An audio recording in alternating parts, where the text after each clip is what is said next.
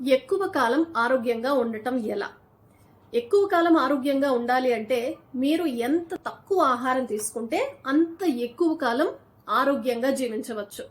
మరి next question ఏమొస్తుంది అంటే మరి తక్కువ ఆహారం తీసుకుంటే మరి శక్తి సరిపోవాలి కదా అనే క్వశ్చన్ మీకు రావచ్చు. అబ్సల్యూట్లీ మీరు తక్కువ ఆహారం తీసుకున్నప్పటికీ కూడా ఎక్కువ ఎనర్జెటిక్ గా మీరు వర్క్ చేసే అవకాశం ఉంటుంది మీరు మీ డైట్ ప్లాన్ సరిగ్గా చేసుకున్నప్పుడు. మరి డైట్ ప్లాన్ ఎలా చేసుకోవాలి?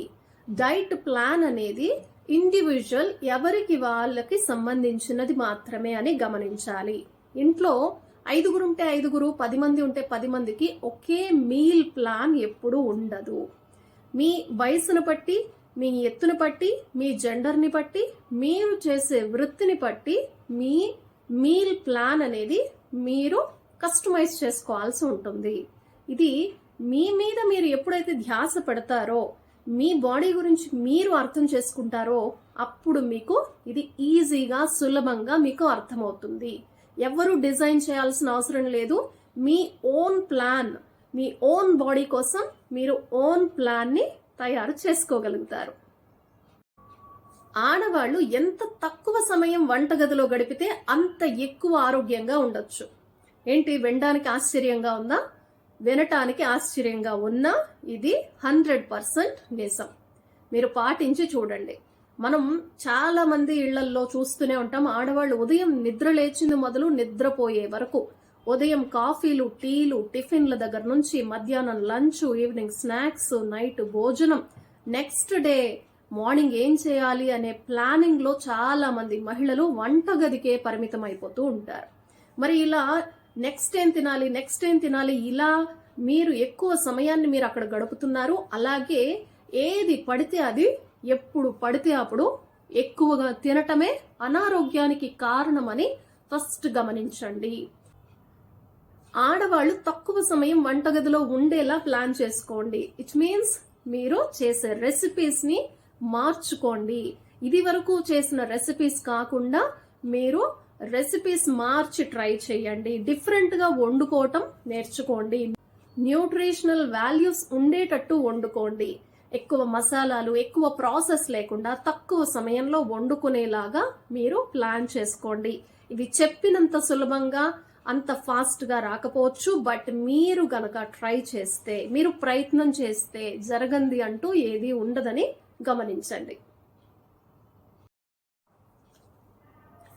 మీలో ఎంతమంది పుష్ప సినిమా చూశారు? పుష్ప సాంగ్స్ ప్రతి ఒక్కరు వినే ఉంటారు కదా. ఫీలింగ్స్ సాంగ్ విన్నారా? చాలా ఫేమస్ అయింది కదా. Rashmika heroine, Allu Arjun hero. Feelings song తెలియని వాళ్ళంటూ ఉండరు. అతిశయోక్తి కాదు కదా ఇది. ఈ పాటని ఒక్కసారి మీరు ప్లే చేసి వినండి. కళ్ళు వాడకండి, చూడకండి, జస్ట్ చెవులు వాడండి. ఆ సాంగ్ లిరిక్స్ ని జాగ్రత్తగా వినండి. ఏంటి ఫీలింగ్స్? Hunger feelings. అస్తమాటు ప్రతి గంటకి ఓసారి, ప్రతిసారి ఉదయం, మధ్యాహ్నం, రాత్రి 24 గంటల డ్యూరేషన్ లో మెలకువగా ఉన్న సమయంలో మొత్తం ఈ హంగర్ ఫీలింగ్స్ వస్తున్నాయా? ఈ హంగర్ ఫీలింగ్స్ వచ్చిన ప్రతిసారి మీరు ఏదో ఒకటి మీ పొట్టలోకి పడేస్తున్నారా? మరి ఆరోగ్యం ఎలా వస్తుంది? ఆలోచించారా లేదా ఎప్పుడైనా? ఈ పాటని మీరు చూడకండి, కళ్ళతో చూడకండి, చెవులతో వినండి. మీరు ఆ పాటలో ఉన్న లిరిక్స్ కి తగ్గట్టుగా ఉదయం ఓసారి, మధ్యాహ్నం ఓసారి, ఎప్పుడు పడితే అప్పుడు ఓసారి తింటూనే ఉన్నారా? ఒక్కసారి ఆలోచించండి. మరి ఆరోగ్యం ఎలా వస్తుంది? మీరు ఇలా హంగర్ ఫీలింగ్ వచ్చిన ప్రతిసారి తింటూ పోతే మీ బాడీలో ఎక్స్ట్రా ఫ్యాట్ అక్యూములేట్ అవుతుంది, ట్రాన్స్ ఫ్యాట్స్ చేరుకుంటాయి, టాక్సిన్స్ పేరుకుంటాయి, ఓవర్ వెయిట్ పుటాన్ అవుతారు. అవునా కదా?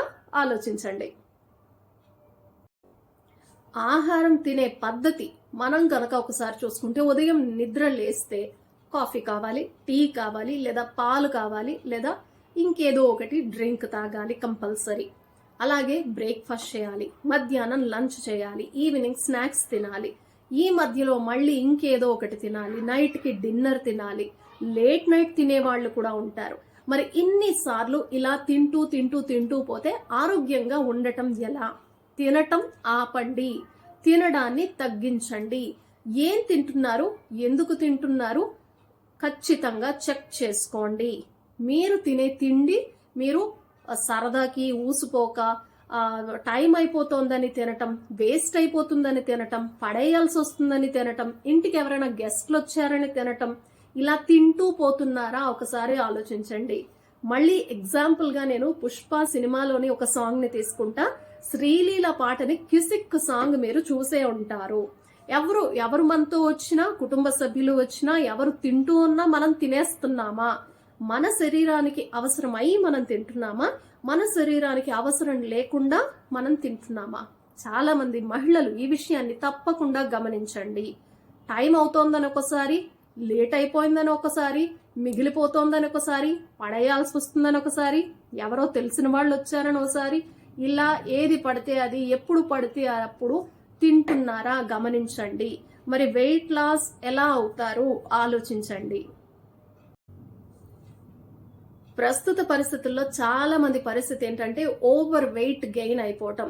ఎక్కడ పడితే అక్కడ ఫుడ్ మీకు అవైలబుల్ గా దొరకటమే. ఇంట్లో చాలా రకాల ఐటమ్స్ మనకి అవైలబుల్ ఉండటం, స్నాక్స్ అందుబాటులో ఉండటం, ఏది పడితే అది ఎక్కడికి పోయినా, మీరు ఒక షాపింగ్కి వెళ్ళినా, ఎక్కడికి వెళ్ళినా మీకు ఫుడ్ అవైలబుల్ కనపడుతూ ఉంది. ఎప్పుడైతే మీకు ఫుడ్ అలా కనపడుతూ ఉందో మీకు తెలియకుండానే మీకు హంగర్ లేకపోయినా, మీకు ఆ హంగర్ ఫీలింగ్ లేకపోయినా కూడా మీరు దాన్ని కన్జ్యూమ్ చేస్తారు. ఎవరో ఒకరు తింటున్నారు, వాళ్ళకి ఆకలేసి తింటున్నారో సరదాకి తింటున్నారో కానీ మీరు వాళ్ళని చూసి టెంప్ట్ అయ్యి మీరు కూడా తింటూ ఉంటారు. ఇలా పదే పదే పదే తింటూ ఉంటే మీరు, ఎగ్జాంపుల్ కి చెప్తున్నాను, ఒక బ్యాంక్ లో మీరు డిపాజిట్ చేస్తూనే పోతున్నారు. ఏమవుతుంది? సేవింగ్స్ పెరుగుతూ పోతాయి.